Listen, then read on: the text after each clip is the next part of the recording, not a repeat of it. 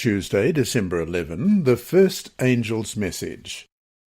Seventh-day Adventists see the three angels' messages of Revelation 14:6-12 as depicting their mission and the core of their message just before the second coming of Jesus, as recorded in Revelation 14:14-20. Let's read that, Revelation 14, beginning at verse 14. Then I looked, and behold, a white cloud, and on the cloud sat one like the Son of Man, having on his head a golden crown, and in his hand a sharp sickle. And another angel came out of the temple, crying with a loud voice to him who sat on the cloud, Thrust in your sickle and reap, for the time has come for you to reap, for the harvest of the earth is ripe. So he who sat on the cloud thrust in his sickle on the earth, and the earth was reaped. Then another angel came out of the temple which is in heaven, he also having a sharp sickle. And another angel came out from the altar, who had power over fire, and he cried with a loud cry to him who had the sharp sickle, saying, Thrust in your sharp sickle, and cast the clusters of the vine to the earth, for her grapes are fully ripe. So the angel thrust his sickle into the earth, and gathered the vine of the earth, and threw it into the great winepress of the wrath of God. And the winepress was trampled outside the city, and blood came out of the winepress, up to the horses' bridles, for 1,600 furlongs. These are the important messages to be preached with a loud voice to all inhabitants of the earth. Question. Read Revelation chapter 14, verses 6 and 7. What is the first angel's message? And what does it say about God? Why is there a reference to worship in this message?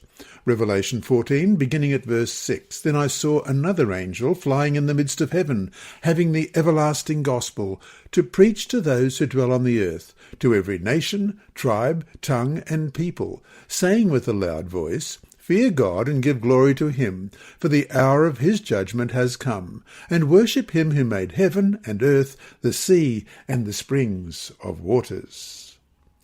The first of the three angels' messages proclaims a message to the entire world. This is the fulfillment of Jesus' prediction in Matthew 24:14, and this gospel of the kingdom will be preached in all the world as a witness to all nations, and then the end will come. There is a sense of urgency and haste in the depiction of these three angels and their mission. The first message urges people to focus on God because, as it says in verse 7, the hour of his judgment has come. The second coming of Jesus is the catalyst for the judgment. Fear God, the angel says in verse 7. For those who do not take God seriously, this message and call to action will indeed generate fear in their mind.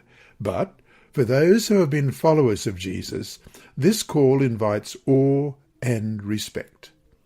They look up to God and see the fulfillment of his promises. A sense of grateful reverence for God overtakes them. And worship him who made heaven and earth, the sea and springs of waters, Revelation 14:7. This language makes an unmistakable allusion to the Sabbath commandment, with its reference to creation, as we read in Exodus 20, verses 8-11. Remember the Sabbath day to keep it holy. 6 days you shall labour and do all your work, but the seventh day is the Sabbath of the Lord your God.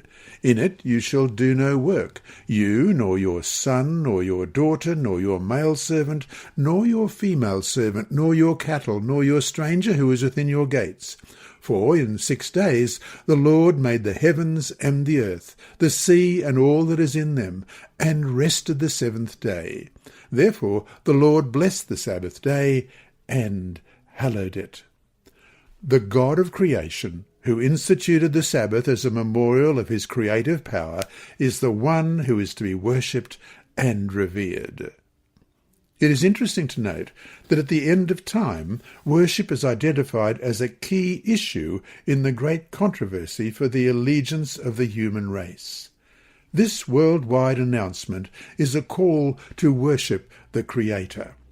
Renko Stefanovic, writing in Revelation of Jesus Christ, commentary on the Book of Revelation, published in 2002, pages 444 and 445, writes, "The central issue in the final crisis will be worship.